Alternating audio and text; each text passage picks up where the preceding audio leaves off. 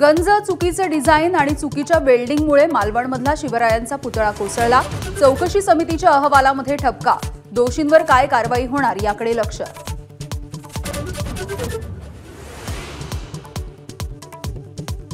पुतळा दुर्घटनेप्रकरणी आमदार वैभव नाईकांना पोलिसांची नोटीस। भ्रष्टाचार समोर आणल्याने नोटीस। नाईकांचा टोला, सत्य बोलतात तर नोटीस येणारच, राऊतांचा हल्लाबोल।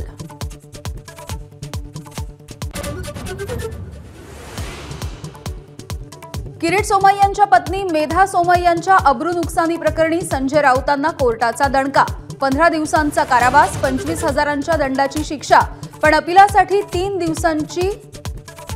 30 दिवसांची मुदत देत जामीन मंजूर।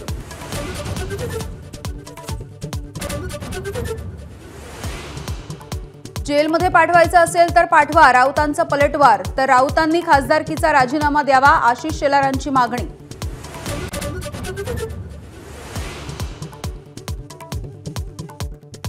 अक्षय शिंदेच्या वडिलांचे अमित शहा आणि देवेंद्र फडणवीस यांना पत्र। कुटुंब आणि वकिलांना सुरक्षा देण्याची मागणी। सत्ताधाऱ्यांकडून धोका असल्याचा दावा।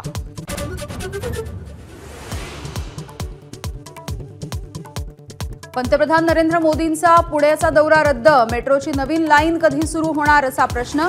काही दिवसातच मोदींचा पुन्हा दौरा होण्याची शक्यता। लातूर जिल्ह्यामध्ये मराठा आरक्षणासाठी दाम्पत्याचा विष घेऊन आत्महत्येचा प्रयत्न। तर अहमदनगर जिल्ह्यामध्ये जलसमाधीचा इशारा दिलेले 2 आंदोलक बेपत्ता।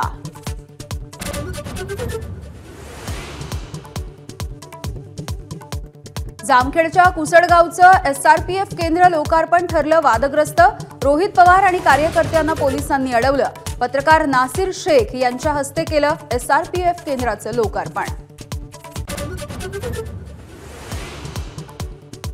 राज ठाकरे 2 दिवसीय अमरावतीच्या दौऱ्यावर। जिल्हा प्रमुखांची घेणार बैठक। विदर्भामधून पहिली यादी जाहीर करण्याची शक्यता। एमपीएससीच्या परीक्षेमध्ये कृषी विभागाच्या 258 जागांचा समावेश। विद्यार्थ्यांच्या आंदोलनाची राज्य सरकारकडून दखल।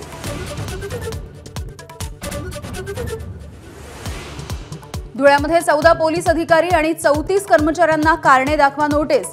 पोलीस उपाधीक्षकांच्या बदलीच्या वेळी पुष्पवृष्टी केल्यामुळे कारवाई। भाजपने विद्वान असल्याच्या थाटामध्ये पक्ष फोडले। शिवसेना राष्ट्रवादीची खुर्द आणि बुद्रुक झाली। माजी खासदार छत्रपती संभाजीराजे यांनी उडवली खिल्ली।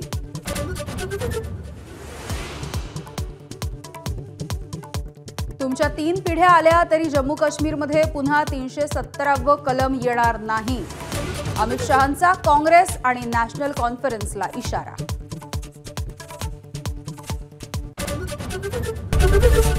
एबीपी माझा, उघडा डोळे बघा नीट।